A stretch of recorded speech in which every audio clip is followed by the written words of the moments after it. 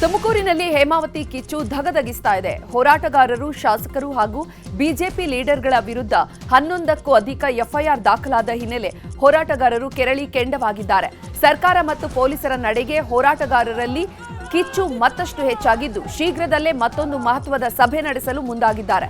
ಸಭೆಯಲ್ಲಿ ಮುಂದಿನ ರೂಪುರೇಷೆಗಳ ಬಗ್ಗೆ ಚರ್ಚೆ ಮಾಡಿ ಸರ್ಕಾರಕ್ಕೆ ಯಾವ ರೀತಿ ಪಾಠ ಕಲಿಸಬೇಕು ಅನ್ನೋದರ ಬಗ್ಗೆ ಚರ್ಚಿಸಲಿದ್ದಾರೆ. ರೈತರು ಒಗ್ಗಟ್ಟು ಬಿಟ್ಟುಕೊಡದಂತೆ ಸಭೆಯಲ್ಲಿ ತೀರ್ಮಾನ ಮಾಡಲು ಸಿದ್ಧತೆ ಮಾಡಿಕೊಳ್ಳಲಾಗ್ತಾ ಇದೆ.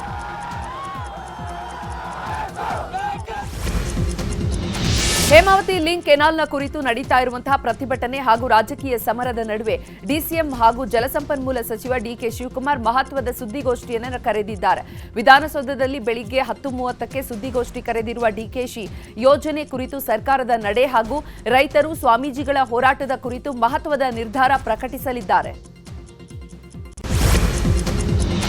ರಾಮನಗರ ಜಿಲ್ಲೆಯ ಹೆಸರು ಬೆಂಗಳೂರು ದಕ್ಷಿಣ ಎಂದು ಬದಲಾವಣೆ ಆಗಿದ್ರೂ ಸಹ ರಾಮನಗರಕ್ಕೆ ಆಗಮಿಸುವ ಮುಖ್ಯ ದ್ವಾರದಲ್ಲಿಯೇ ಇನ್ನೂ ಹೆಸರು ಬದಲಾವಣೆ ಆಗಿಲ್ಲ. ಈ ಬಗ್ಗೆ ಡಿಸಿಎಂ ಡಿಕೆ ಶಿವಕುಮಾರ್ ಈಗಾಗಲೇ ಜಿಲ್ಲಾಧಿಕಾರಿ ಯಶವಂತ್ ವಿ ಗುರುಕರ್ಗೆ ಸೂಚನೆಯನ್ನ ನೀಡಿದ್ರೂ ಸಹ ಈ ಸಂಬಂಧಿಸಿದ ಅಧಿಕಾರಿಗಳು ಮುಖ್ಯ ದ್ವಾರದ ಹೆಸರನ್ನ ಬದಲಾವಣೆ ಮಾಡಿಲ್ಲ ಎಂಬುದು ಕಂಡುಬಂದಿದೆ. ಜಿಲ್ಲಾ ಪಂಚಾಯಿತಿ ಭವನ ಸೇರಿ ಇನ್ನೂ ಹಲವು ಕಡೆಗಳಲ್ಲಿ ಹೆಸರು ಬದಲಾವಣೆ ಆಗದಿರುವುದು ಕಂಡುಬಂದಿದೆ. ರಾಜ್ಯ ಕಾಂಗ್ರೆಸ್ನಲ್ಲಿ ಮಲ್ಲಿಕಾರ್ಜುನ ಖರ್ಗೆ ಮನೆ ಶಕ್ತಿ ಕೇಂದ್ರವಾಗಿ ಮಾರ್ಪಟ್ಟಿದೆ. ಖರ್ಗೆ ನಿವಾಸಕ್ಕೆ ಸಚಿವರು ಸಾಲು ಸಾಲು ಭೇಟಿಯನ್ನ ನೀಡುತ್ತಿದ್ದು ಮಾತುಕತೆ ನಡೆಸುತ್ತಿದ್ದಾರೆ. ಮೊನ್ನೆ ಎನ್ಎಸ್ ಬೋಸರಾಜು, ಪರಮೇಶ್ವರ್, ನಿನ್ನೆ ಲಕ್ಷ್ಮೀ ಹೆಬ್ಬಾಳ್ಕರ್ ಭೇಟಿ ನೀಡಿದ್ರು. ಇದರ ಮಧ್ಯೆ ಡಿಸಿಎಂ ಮತ್ತು ಸಿಎಂ ಜೂನ್ 6ರಂದು ದೆಹಲಿಗೆ ತೆರಳಲಿದ್ದಾರೆ.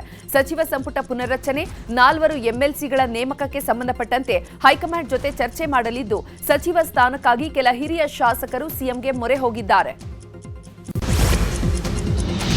ಕನ್ನಡದ ಬಗ್ಗೆ ವಿವಾದಾತ್ಮಕ ಹೇಳಿಕೆ ನೀಡಿದ ಕಮಲ್ ಹಾಸನ್ ಕ್ಷಮೆ ಕೇಳಲೇಬೇಕು ಅಂತ ನಟಿ ರಚಿತಾ ರಾಮ್ ಆಗ್ರಹಿಸಿದ್ದಾರೆ. ಹುಬ್ಬಳ್ಳಿಯಲ್ಲಿ ಮಾತನಾಡಿದ ಅವರು, ಎಲ್ಲರೂ ತಮ್ಮ ಮಾತೃಭಾಷೆಯನ್ನ ಮರೆಯಬಾರದು. ಅವರ ಮಾತಿನಿಂದ ಕನ್ನಡಿಗರಿಗೆ ನೋವಾಗಿದೆ. ನಮ್ಮ ಭಾಷೆ ಬಗ್ಗೆ ಮಾತನಾಡಿದ್ರೆ ನಾವು ಯಾಕೆ ಸುಮ್ಮನೆ ಇರಬೇಕು? ಕಮಲ್ ಹಾಸನ್ ಕ್ಷಮೆ ಕೇಳಬೇಕು.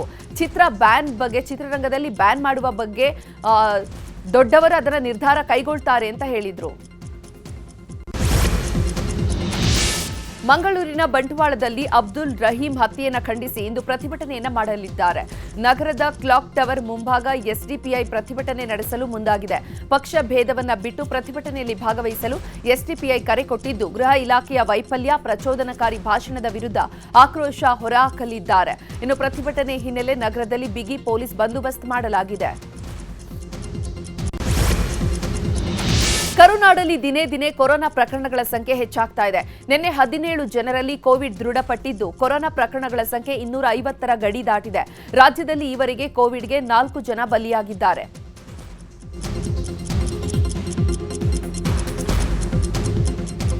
ಇನ್ನು ಕೊರೋನಾ ಪ್ರಕರಣಗಳು ಏರುತ್ತಲೇ ಇರೋದ್ರಿಂದ ಶಾಲಾ ಶಿಕ್ಷಣ ಇಲಾಖೆಯಿಂದ ಶಾಲೆಗಳಿಗೆ ಕೋವಿಡ್ ಗೈಡ್ಲೈನ್ಸ್ ಬಿಡುಗಡೆ ಮಾಡಿದ್ದಾರೆ. ರಾಜ್ಯದ ಎಲ್ಲಾ ಸರ್ಕಾರಿ ಹಾಗೂ ಅನುದಾನಿತ ಮತ್ತು ಖಾಸಗಿ ಶಾಲೆಗಳಲ್ಲಿ ಮಾರ್ಗಸೂಚಿ ನೀಡಲಾಗಿದೆ. ಮಕ್ಕಳಲ್ಲಿ ಜ್ವರ, ನೆಗಡಿ, ಕೆಮ್ಮು, ಇತರೆ ಗುಣಲಕ್ಷಣಗಳು ಕಂಡುಬಂದರೆ ಶಾಲೆಗೆ ಕಳುಹಿಸಬಾರದು. ರೋಗ ಲಕ್ಷಣಗಳು ಇದ್ರೆ ವೈದ್ಯರ ಸಲಹೆಯಂತೆ ಚಿಕಿತ್ಸೆಯನ್ನು ನೀಡಬೇಕು. ಗುಣಲಕ್ಷಣಗಳಿರುವ ಮಕ್ಕಳು ಶಾಲೆಗೆ ಬಂದರೆ ಪೋಷಕರಿಗೆ ತಿಳಿಸಿ ಮನೆಗೆ ಕಳುಹಿಸಬೇಕು. ಶಾಲೆಗಳಲ್ಲಿ ಸ್ವಚ್ಛತೆ ಹಾಗೂ ಕೋವಿಡ್ ನಿಯಮ ಪಾಲಿಸಬೇಕು ಅಂತ ಶಾಲೆಗಳಿಗೆ ಸುತ್ತೋಲೆಯನ್ನ ಹೊರಡಿಸಲಾಗಿದೆ. ಇಂದು ರಾಜ್ಯಕ್ಕೆ ಕೇಂದ್ರ ಸಚಿವ ಜೆಪಿ ನಡ್ಡಾ ಆಗಮಿಸಲಿದ್ದಾರೆ. ಇಂದು ರಾತ್ರಿ 10:50ಕ್ಕೆ ಬೆಂಗಳೂರಿನ ಏರ್ಪೋರ್ಟ್ಗೆ ಬಂದಿಳಿಯಲಿದ್ದಾರೆ. ನಂತರ ಖಾಸಗಿ ಹೋಟೆಲ್ನಲ್ಲಿ ವಾಸ್ತವ್ಯ ಹೂಡಲಿದ್ದು, ಬಳಿಕ ನಾಳೆ ಬೆಳಿಗ್ಗೆ 8 ಗಂಟೆಗೆ ಬೆಳಗಾವಿಗೆ ಪ್ರಯಾಣ ಬೆಳೆಸಲಿದ್ದಾರೆ. ಬೆಳಗಾವಿಯ ಕೆಎಲ್ಇ ಸಂಸ್ಥೆಯ ಕಾರ್ಯಕ್ರಮದಲ್ಲಿ ಭಾಗಿಯಾಗಿ ನಂತರ ಹುಬ್ಬಳ್ಳಿ ಮೂಲಕ ದೆಹಲಿಗೆ ವಾಪಸ್ಸಾಗಲಿದ್ದಾರೆ. ರಾಜ್ಯದ 4 ವಿಭಾಗಗಳಲ್ಲಿ ವಿಶೇಷ ಸಚಿವ ಸಂಪುಟ ಸಭೆಯ ಮೂಲಕ ಆ ಭಾಗದ ಅಭಿವೃದ್ಧಿಗೆ ಒತ್ತು ಕೊಟ್ಟಿದೆ ರಾಜ್ಯ ಸರ್ಕಾರ.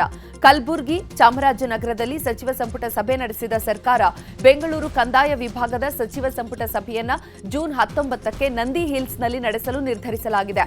ಆನಂತರ ವಿಜಯಪುರದಲ್ಲಿ 4ನೇ ವಿಭಾಗದ ಸಂಪುಟ ಸಭೆಯನ್ನ ನಡೆಸಲು ಸರ್ಕಾರ ಸಜ್ಜಾಗಿದೆ.